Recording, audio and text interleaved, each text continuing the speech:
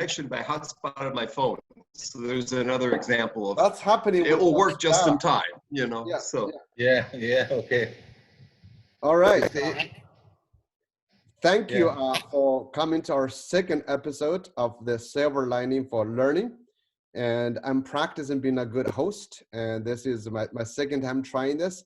And from our last week, you might know that this show is really talking about how in a time of crisis and hopefully in the future, that technology can provide education in a different way. We're not trying to replicate schooling, but we're trying to provide and improve education, use the moments to reflect on what can happen. And the panel that organized this includes myself, Yong Zhao from the University of Kansas, and soon to be have appointment with the Melbourne Graduate School of Education. We have Chris Dede from Harvard, Curtis Bonk from Indiana University, Sugata Mitra from Arizona State University, and Scott McLeod from University of Colorado, Denver, as well as our special guest, Dr. Shuangye Chen, professor at the East China Normal University in Shanghai, and also executive editor of the ECNU Review of Education. We are publishing some of the discussions over there. And today we have the right guest, which is Professor Sugata Mitra, who has many titles and in the UK and in India. And the reason we would like him to be on is talk about how to do education without doing necessarily schooling. Even though he has a great book called The School in the Cloud, I guess we once we invent something, we cannot get out of it, even though there's no school, but we still call the school in the cloud. So what I think today we have three of us, Chris and Kurt and I will mainly be hosting, and we would like to see Sugata to talk with us about his efforts and the inspirations and his experiments on various things. So Sugata, why don't we get started with your what you shared in your TED Talk, the inspiration you got from the cloud in the school. Give us as many details as possible because our audience are both researchers, a lot of them are school leaders, even parents that are interested in how can we run education in a transformative way when there were no school to be constrained, because I can say, can we reimagine education without thinking about schooling? Sure. Well, first of all, I'm happy to be with all of you. I'm at the moment in Calcutta, India. It's quite early in the morning. It's about 3 o'clock in the morning right now, which is a reasonably pleasant time in Calcutta because over here our day temperatures have now touched 37 degrees centigrade. That's, I think, about 104 or 5 degrees Fahrenheit. And the night temperature has dropped a bit. The night temperature is just a pleasant 100 degrees Fahrenheit. Okay, so so I am quite happy to be here because I hear that the virus, our friend the corona, I believe that it doesn't actually like warm temperatures.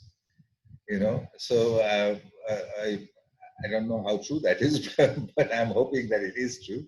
So here I am. I don't have my air conditioning on, and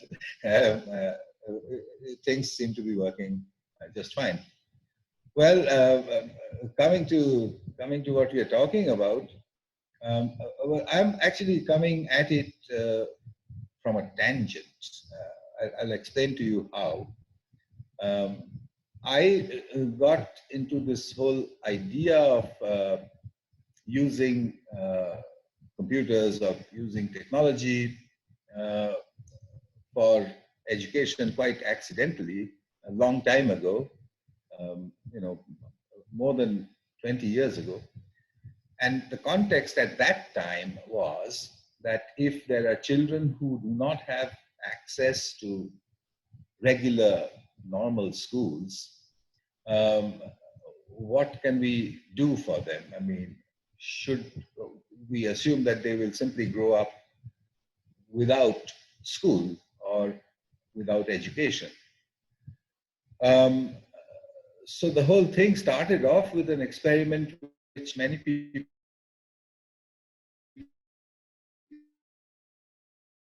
experiment, and the idea was to simply expose children to the internet in a safe and public space. Uh, you know, I did this by simply taking a computer and embedding it into public spaces like walls or buildings in slums or in villages and so on. So, you know, somewhat the way a bank ATM looks on a street. It kind of stares out at you from a wall.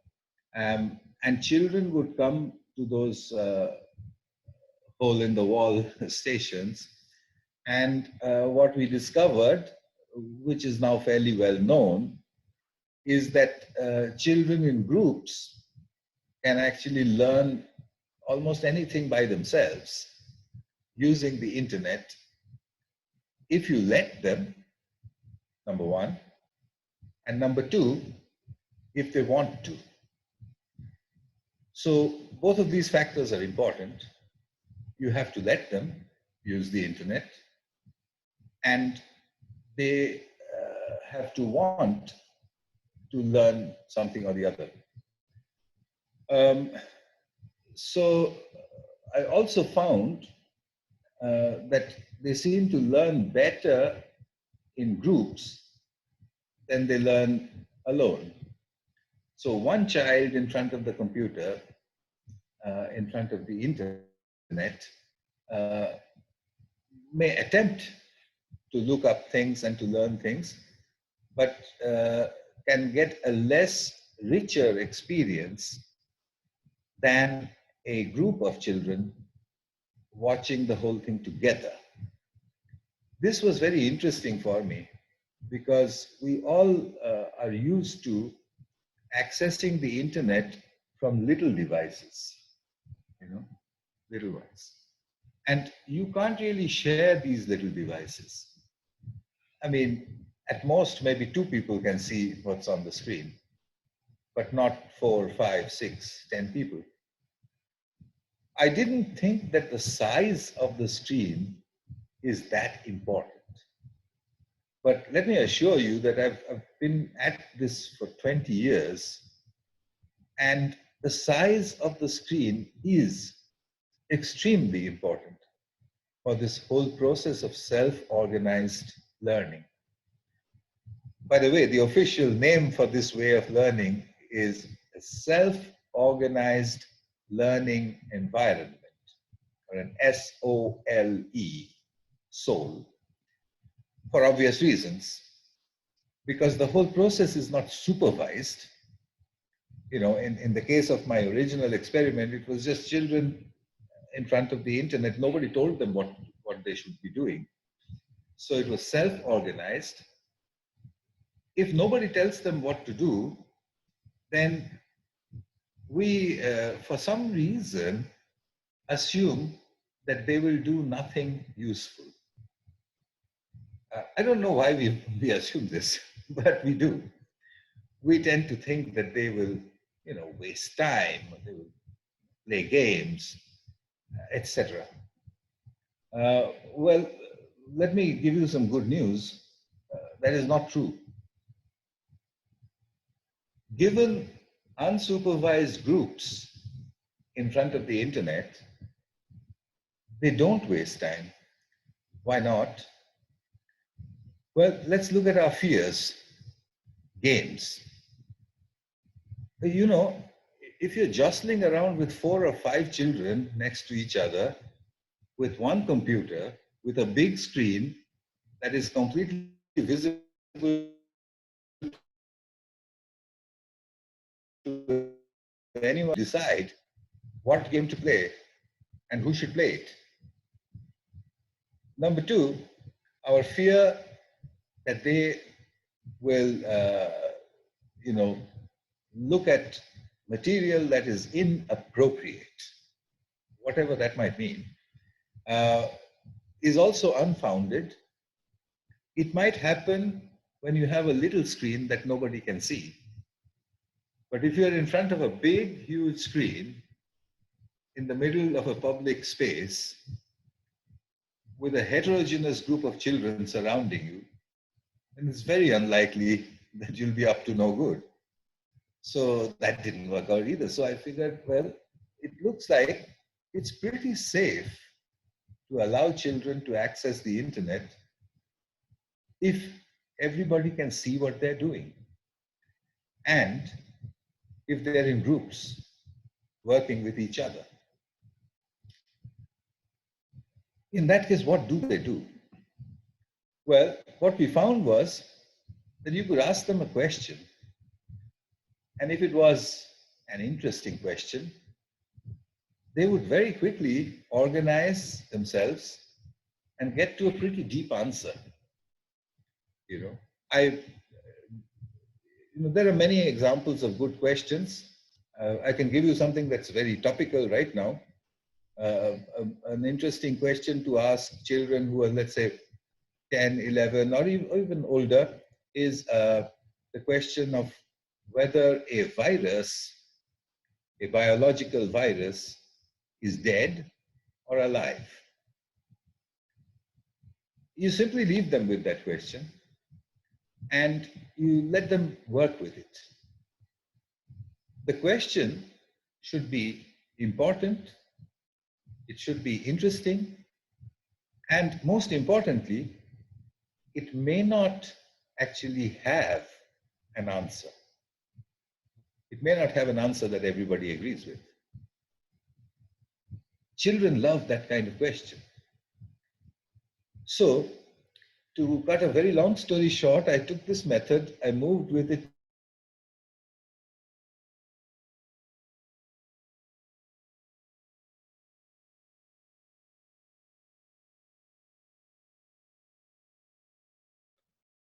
that you can actually drive an entire and self-organized Sugata, we environment. missed about 30 seconds of your talk. Could you repeat that? Okay. You took this idea to the internet. Okay, you took it. That's where you started next.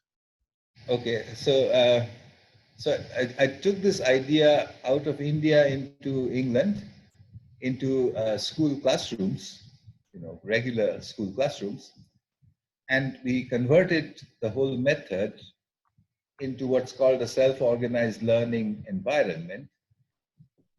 And we discovered that you can drive an entire learning process through a series of questions that the children would answer together as a group using the internet. Basically, the skill was in converting what you wanted to teach into something that children would want to learn. Now, doing that is actually easier said than done, but it's kind of fun. If you are a teacher, you take whatever it is you want the children to learn and try to convert it into a question that would interest them. In many cases,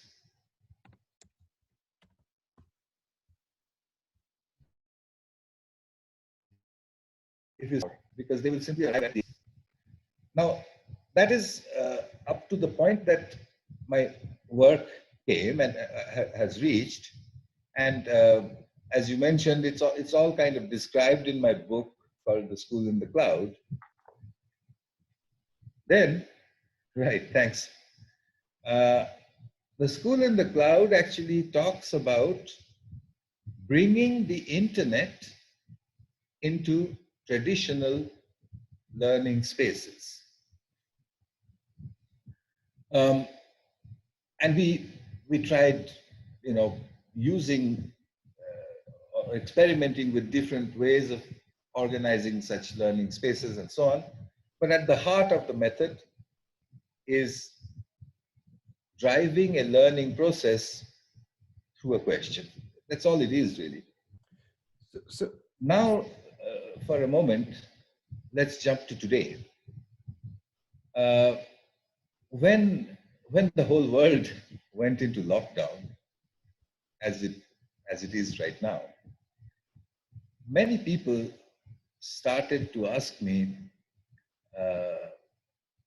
so does the school in the cloud idea apply to this situation? There are millions and millions of learners who are no longer in school. They are in their homes and they're alone. Well, the answer to that question is that it is not exactly the kind of situation that I was dealing with when I was talking about children who did not have access to regular schools. I was talking about, villages and slums and places where children just could not go to school because, they didn't have money or there was no school around or whatever. Well, there's one big difference between what's happening now and that situation of children without schools. That difference is that children who are out of school in regular times can be together. They can play together, they can be together. There's nothing to stop them from meeting each other. That is not true right now. We have a huge mass of learners, but they're all isolated and alone most of the time. It might be a family with 2 children somewhere and another family with 1 child somewhere else, and so on. So think of the world today as a scattering of children who are physically isolated from each other. Fortunately, because of the internet, that physical isolation does not translate to silence. We still can talk, as we are doing right now. Can we convert that ability to talk across space into self-organized learning environments? This is what I am beginning to work on, mainly because of the environment right now. The advantage that we have is that the internet is available, the children have time, they are at home, they're in a safe environment. Those conditions that is not met, they are not together. And in my work, being together is very important. So what can we do about that? Well, there are many people working on that, of creating a shared space like what we have right now, and then seeing how people might be able to interact with each other. However, if there are teachers and parents watching, I would like to point out something rather interesting about ourselves, about grown-ups. We tend to move backwards into our past. So even given this environment that we have right now, we are using Zoom, we are using the internet, we gravitate towards converting it into a classroom. And I count myself as guilty of this as well. I mean, what am I doing right now? I am talking and a whole bunch of you are listening. You're not physically together, but what we have done is we have created a classroom. You know what that is like? It's like taking it's as though all the cars in the world have disappeared, and all that we are left with, for some reason, are aeroplanes. And instead of flying the aeroplanes, we decide to drive the aeroplanes around like cars. Well, let me ask you a question, Sugata. Given that, how has your concept of soul changed over time, or have people appropriated it in different ways than what you originally thought about? And now that you're retired, do you have a soul? Do you have a place that you hang out in, or places that are exemplary soul-like environments that you recommend people take a look at? Well, I do two kinds of things. Firstly, after I retired, I started spending 6 months in England and 6 months in India. In England, I move often from school to school. And when I go to different schools, we examine different areas of learning and how to convert those areas into a question, into a soul. But then that is a soul in a physical space. I mean, I have children, I give them a few computers, etc. I mean, all that is described many times in the literature. Yeah. When I'm in India, what I'm looking at is actually something quite different. I'm looking at, can the idea of the soul affect the way in which a university operates? Is it possible to take older learners, and is it possible for them to learn without the traditional lecture examination kind of format that we have? So these are the two things that I was trying until the virus came. What the virus did was, the virus destroyed the classrooms.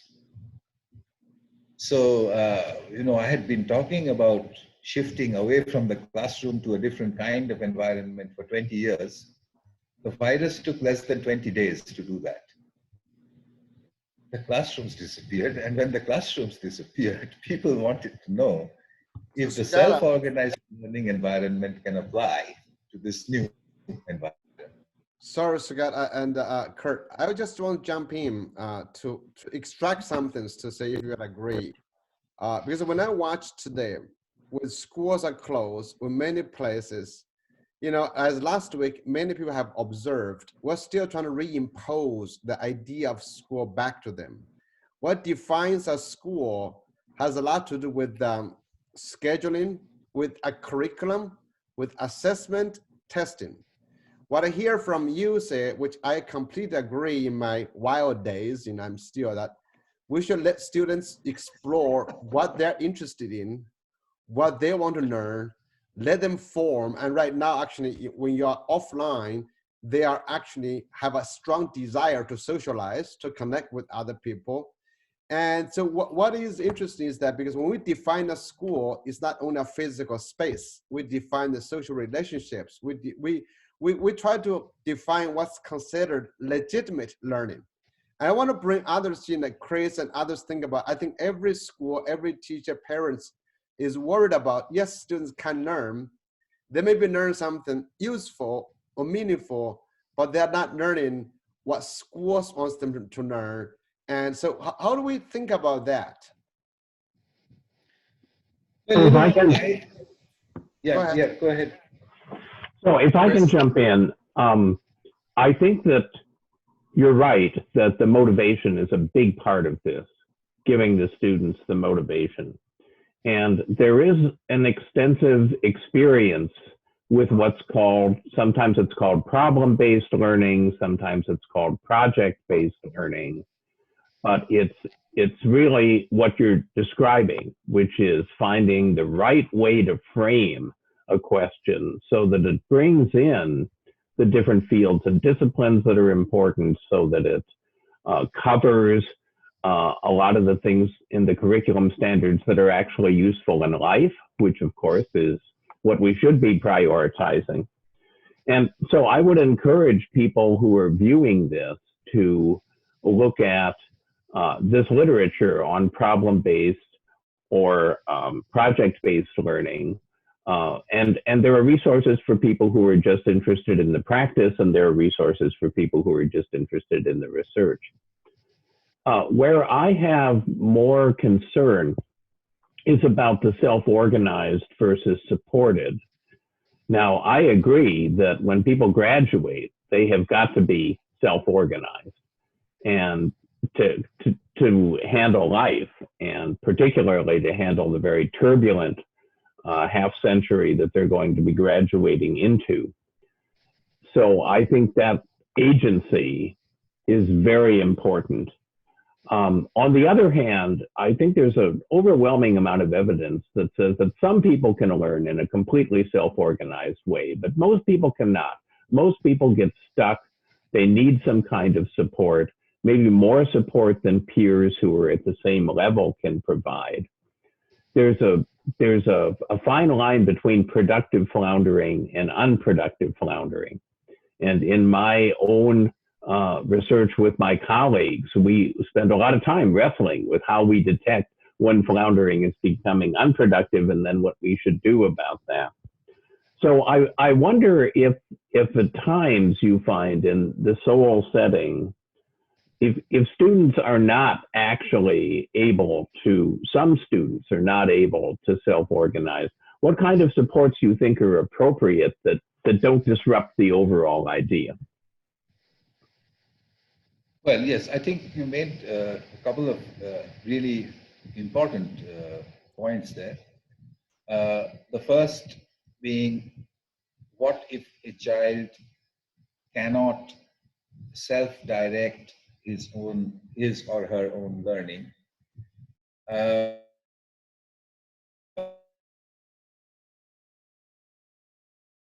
talking about a single child who is fumbling with a particular concept. In my work, the first thing I would try is to see whether the peers can solve that problem. Okay, and then as you pointed out, that may work sometimes. In fact, in my experience, it works many times. But there still could be conceptual difficulties that such peer interaction does not actually solve, and therefore some kind of mediation becomes necessary. In my view, and this is, I would emphasize that this is a view, this is not a finding. In my view, we should allow the learners to ask for that mediation, as opposed to a mediator deciding that they want or they need mediation. I do that because I meet a lot of teachers. A really good teacher can generally understand the point at which she or he needs to mediate, even perhaps to simply raise another question. But unfortunately, not all teachers are like that. There are many teachers in the world who tend to slip back into the lecture, who would then say, enough of this, now let me tell you. There's nothing wrong with telling them if they want to listen. But if they don't, then you have a problem. So I hear a few sentences come up very frequently. A sentence like, they're just not engaging. And I think to myself, is that so unnatural? If I don't feel like engaging with something, then I don't engage with it. And what can you do to help me engage with something that I do not wish to? So all that you can do is to try and make that more attractive until I decide that it's worth my while to engage with it. Anyway, to bring the discussion to a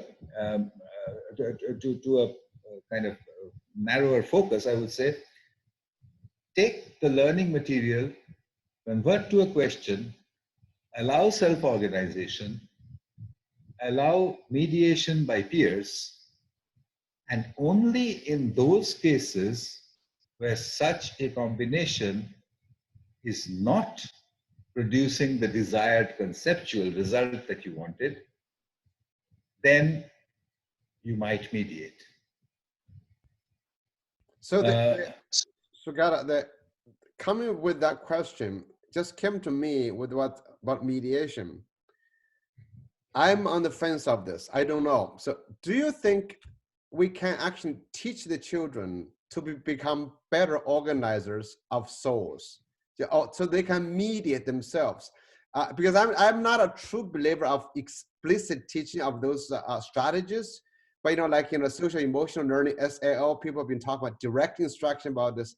So have you tried or experimented to help children become better organizers, mediators, and just along that lines?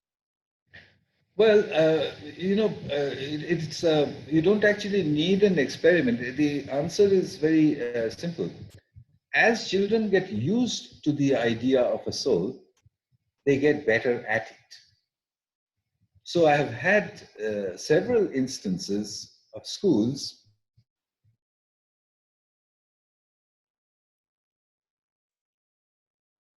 where school in England, where the teacher and the children come to an agreement about whether they will approach a certain learning task as a soul or as a traditional lecture.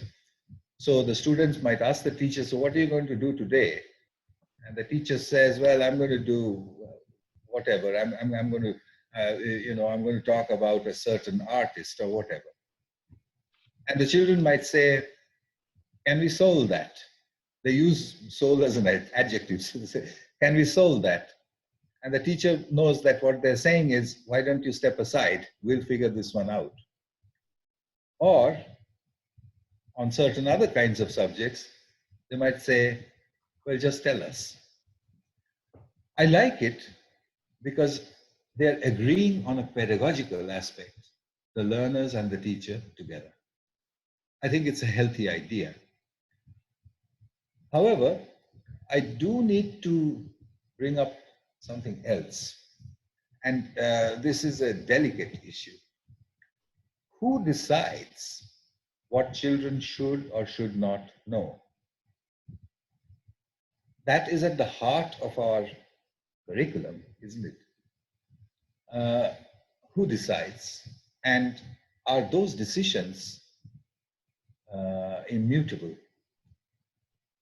How long before you can change such a decision and say, they no longer need to know this?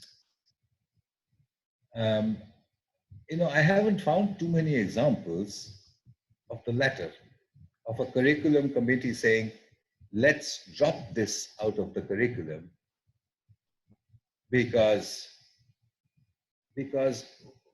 well, just to be cussed, let's drop this out of the curriculum because mobile phones know it.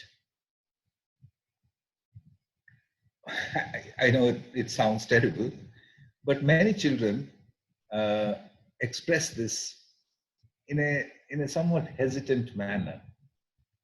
I remember a 6-year-old telling me once, I was asking a 6-year-old, why don't you like multiplying? I think he had a problem doing arithmetic or whatever it is.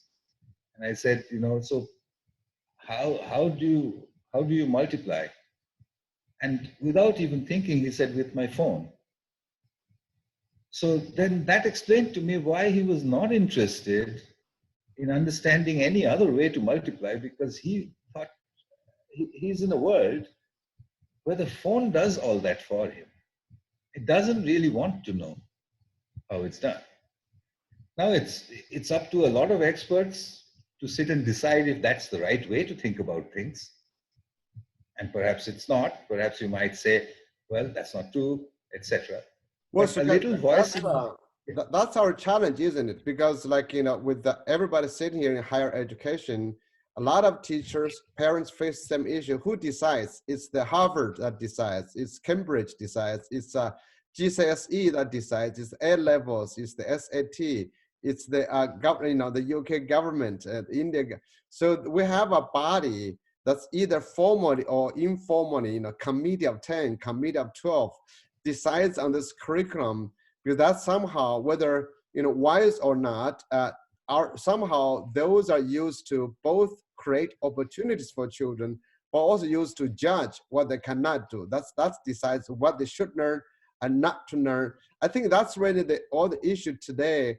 And we want to discuss, actually, we have the possibility, children are able to learn, and how that might change will be quite interesting. Actually, and that's, again, I would call that more of a philosophical versus a scientific issue. That's whether we judge what should be learned is more philosophical. It's a value judgment more than a scientific judgment, even though sometimes we pretend it to be scientific. Feel free to jump in, anybody. That's just because you just touch upon an issue which I've been trying to fight against, to say, okay, is that because wherever I go arguing the same kind of ideas as you are, I get a question from everybody to say, okay, what about, if you go, what about this curriculum? What about the exam? What about going to college? What about admissions? Now, Chris, since you're coming from Harvard, everyone thinks Harvard has the best ever. Everyone's getting Harvard. So when will Harvard decide, well, we don't do this, we don't do that anymore? How about admissions? Is Harvard rethink about this stuff? Harvard is not rethinking about it, because as long as Harvard is revered, and as long as Harvard has a lot of applicants who will pay any amount of money to get in, they're not going to rethink anything. I think the more interesting question is, for some of colleges that are on the brink, if they don't attract more students, they're going to go away. How do they think about that? I mean, if you really think about it in a principled way, and you don't just say, well, we'll make our degree really easy and then students will come to get a really easy degree. If you really think about it in a principled way, you're thinking about what are the kinds of things that employers most value? What are the kinds of things that will make someone a really good citizen? What are the kinds of things that will help everybody reach their full potential? And that's very different than what disciplinary experts will sit down and say if you ask, well, what should every person know about chemistry? What should every person know about psychology? That do things now. Kurt, you have a question? I'm going to make an observation. Is just you made a comment that basically the whole world is your laboratory now. With this coronavirus change, you've got every place in the world to look at, to explore. It's exciting, and at the same time, it's kind of daunting. Have you rethought your research right now, and what possibilities exist for this moment that you could be exploring, or your team could be exploring, and so forth? What's going on? Yes, well, I have been rethinking, mainly because of the change in the environment. I am in touch with a whole group of university students who are currently all at home because their university is closed. And what the university is attempting to do is to recreate the classroom through the internet. So, e-learning or e-teaching or e-whatever. And the students are not unhappy. They don't like the idea of simply sitting at home and doing nothing. So they sort of play along with it. But if you ask them, could there have been another way in which you could have learned the same thing? Almost any student in the world right now seems to answer yes. That disturbs me. So the student who is sitting in front of you, listening to you explaining something, has in the back of their mind this thought that they could have understood this in another way. That thought did not exist in my time.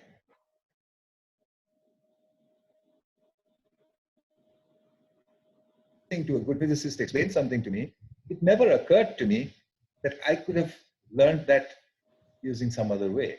It never ever occurred to me. I just listened. But that world has changed.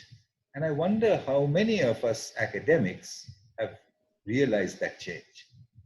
What's that going to cause? When students are realizing there are multiple ways, multiple pedagogies, multiple approaches that they can learn from, what's going to happen? What's the repercussions of some of that?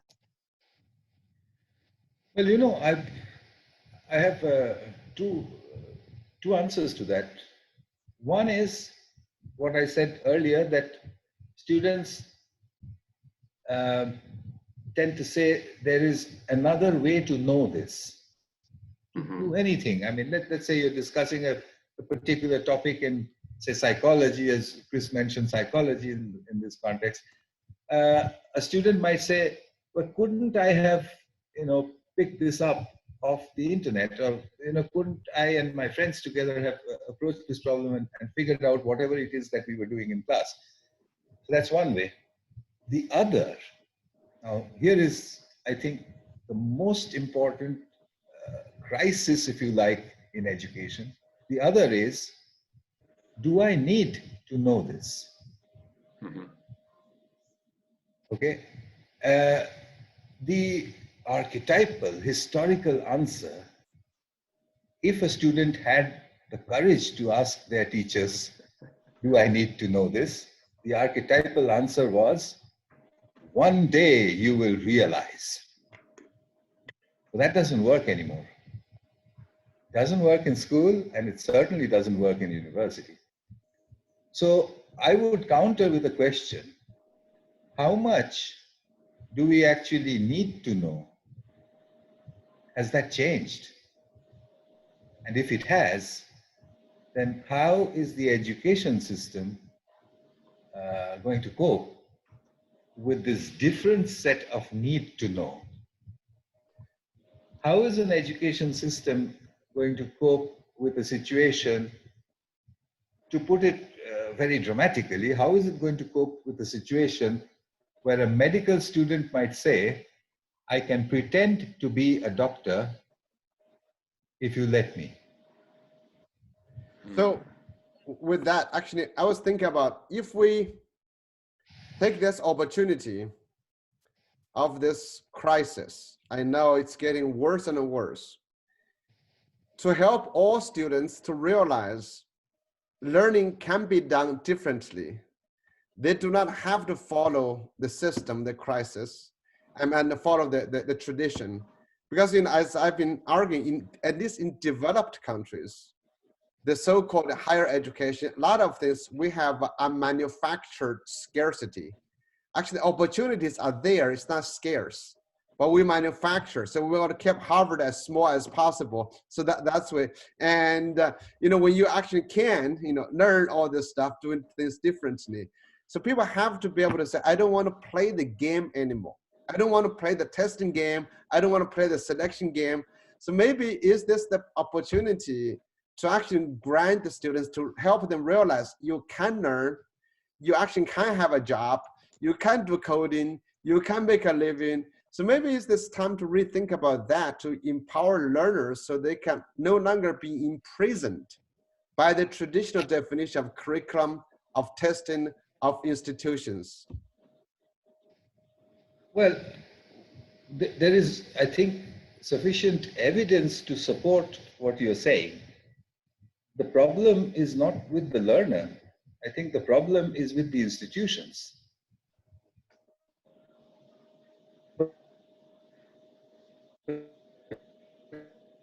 Schools are experimenting. There are many schools that are experimenting. Well, not everywhere, but in many instances. They're experimenting with project-based learning. They're experimenting with learning without mediation. They're experimenting with self-organized learning environments. They're experimenting with not having tests and exams. But I wonder how much of this is actually translating into any change at all within the university. I know this, that if a child wants to get out of school and get into a university, the first and biggest criterion are the examination results. It's almost as though the end of school examinations are engineered to provide data to universities on whether they should take these students in or not. I don't think that that's a good way to go about things anymore. But on the other hand, you can't just dismantle the whole thing, because who will be an engineer? Who will be a doctor? Or are we going to do away with them altogether? These are questions that I think universities need to examine internally. Sugata, we have a question coming from the stream in YouTube. Mark Hines asks, can Sugata tie in the Granny network as a kind of mediation? And actually, it's very similar to a question I had written down. Can you explain how the Granny Cloud came to be and what its potential is in the new coronavirus society that we have? Well, thank you for bringing this topic up, because it had slipped my mind. The Granny Cloud actually plays a role not dissimilar to what Chris mentioned a few minutes ago about the role of mediation. The Granny Cloud, as for people who don't know, is a loosely structured, almost self-organized group of people on the internet who are willing and able to come in over video conferencing, such as Zoom or Skype or whatever, and to talk with learners. I'm purposely saying talk with learners, not teach them. What they do is they meet some learners and they have a conversation, a free-floating conversation about anything at all, usually ending with some kind of a question, and then saying, okay, I'll come back next week, and let's see what you guys can figure out in the meanwhile. That is assuming that this is happening in a physical school-like condition. The Granny Cloud has been operational for almost 10 years now, and they have a lot of experience in what to do and what not to do in when you're using the internet for interacting with students or learners at a distance.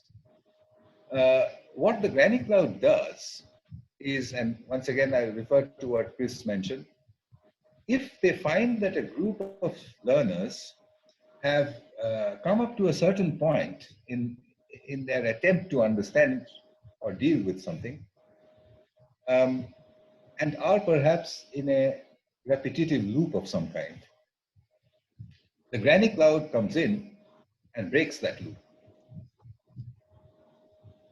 Or they raise a new question.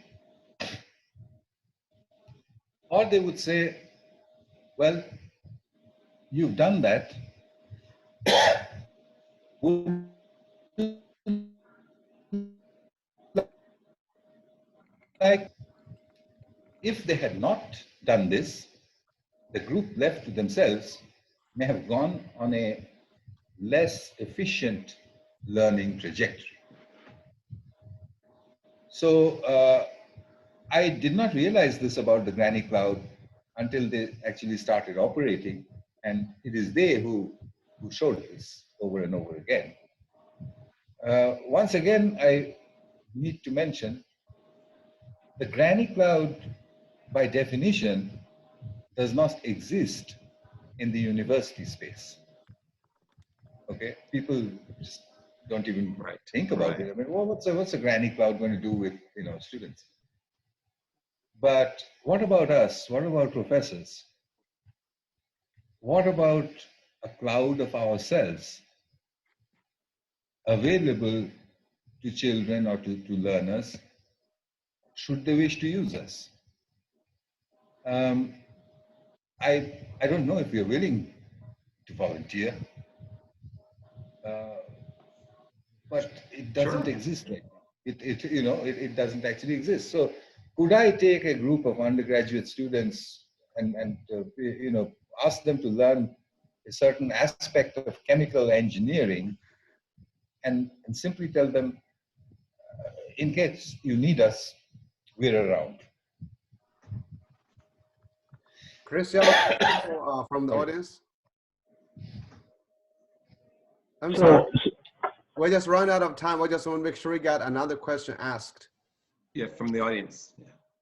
Yeah. so Sugata, Stacy asks a question that I have as well. Many parents have children who have special learning needs or perhaps social emotional needs.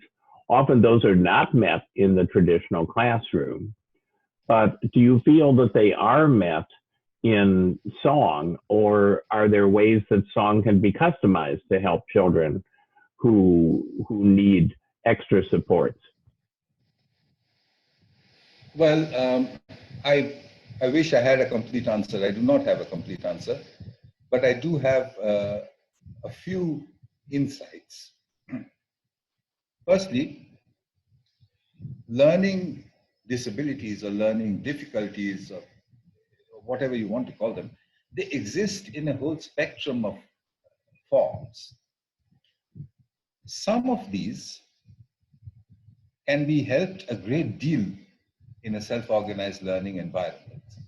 Certain forms of, for example, autistic behavior can be actually leveraged by groups of children to enhance their learning, as opposed to having an autistic child who's kind of alone and sitting in a corner.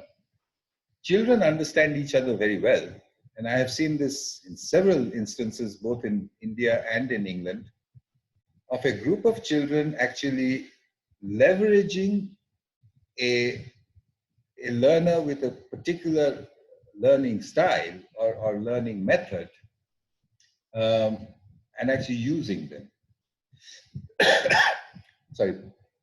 For example, a child with Asperger's, they're very focused. Now, children know that. So if it's a particular area which needs focus, they might just call this child and say, Bob's going to help us do that. Bob, can you just read that and can you figure out what's going on over there? And Bob kind of comes up and then says, this is how it works. It doesn't work all the time, but it can work in those situations. There are other situations which are not helped by a self-organized learning environment. A situation where a child wants to be alone. A child who says, I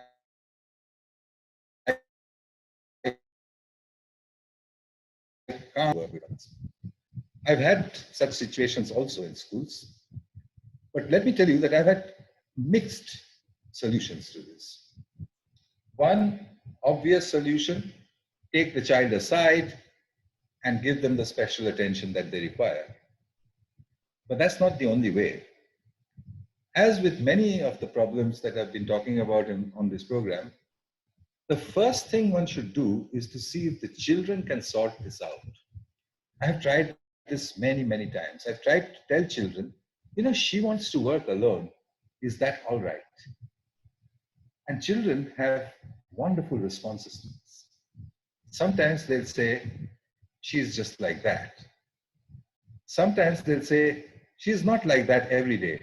It's just that she's had a bad time today, so she's behaving that way today. They understand each other very well.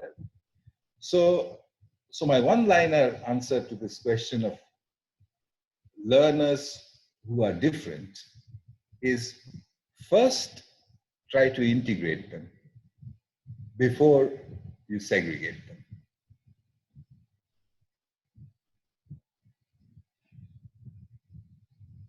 Thank you, Sugata. And we are Surprisingly, it's an hour goes Young, by. I'm going to add a little comment, Young. Go ahead, quick.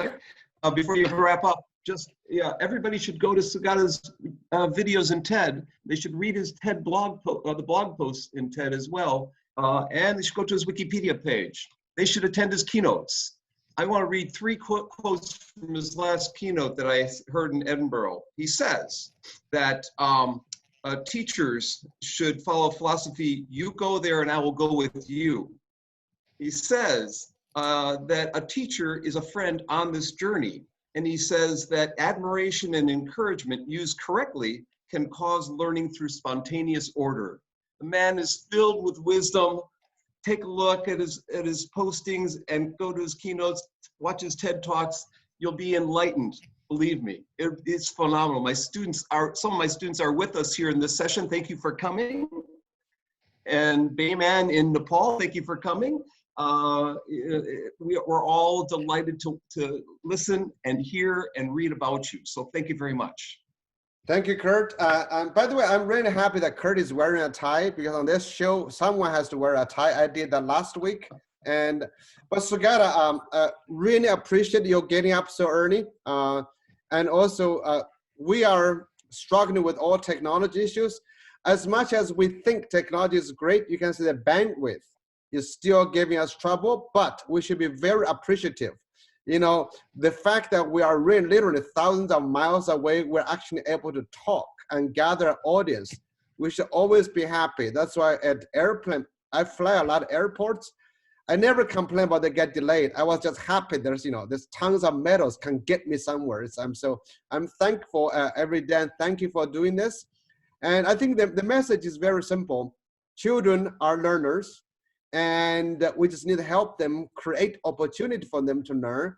And if you're afraid of them learning something inappropriate, create an environment that don't do that. I think that's happening. And turn not that piece of information into a question. That's very powerful. Social is very important. Social learning, people organize and themselves. And also the journey itself is learning, learning to learn, and learning by learning. I think that's learning by doing, doing is learning. That's very just simple message. I think it's, and we have the technology to do that, especially when schools are out. I'm really concerned that we still try to teach kids too much when they actually can learn when they're home.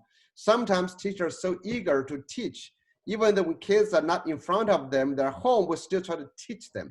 And this should help us something to rethink, and that's a strong message. And though, thank you for coming. Now, next week, we're actually going to talk about that. Next week, Chris Dede is going to be the primary host, and we have 3 guests. Dr. Shuangye Chen from East China Normal University, who has led a team conducting high-level research on the national implementation of online learning when China was during the COVID-19. We have a principal, Mina Dustin, a principal for Coral Bay Primary School in Hong Kong, who has been doing teaching there. She will reflect on what teachers have to do, what leaders have to do to change. We have Dr. Spencer Fowler, the superintendent of Beijing, actually this high school affiliated with the Peking University's Dalton Academy. And he has been stuck in Toronto, but managing the students in China and the teachers scattered around the globe. So those are 3 cases to say what can be done, what needs to be done, how can we do something better. And then our blog, which is capably managed by the panel of us, by all of us volunteers. We have Scott, we have Punia, everyone is managing a great blog. Get on our website called silverliningforlearning.org. You can watch the episodes of the videos, and we'll record.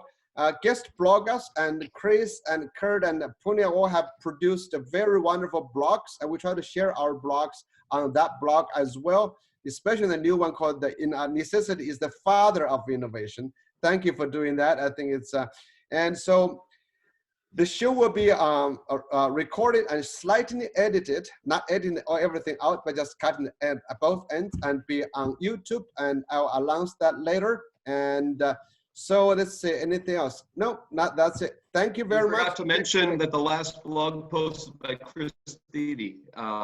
So that's, yeah, yes, I that's just getting a lot of hits. Yes. It's looks like today's bandwidth is extremely bad. I think everybody's home now. I say everyone's fighting for the bandwidth. That's right. Yeah, and we don't know what's going to happen next week. But thank you very much. Check out our website, silverliningforlearning.com. And thank you again, Sugata. Go back, get some more sleep. And thanks, everybody. Thank you. Thank you. Bye-bye.